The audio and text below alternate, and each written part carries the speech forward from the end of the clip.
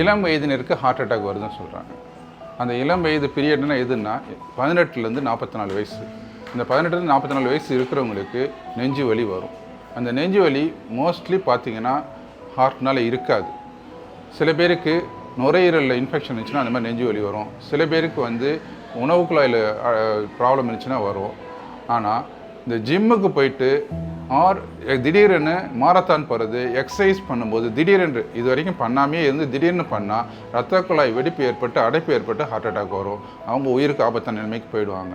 இந்த மாதிரி தொந்தரவு வந்துச்சுன்னா இமீடியட்டாக 4200 கால் பண்ணால் within a seconds MGM Malar hospital team Adyar will reach that place and save the patient.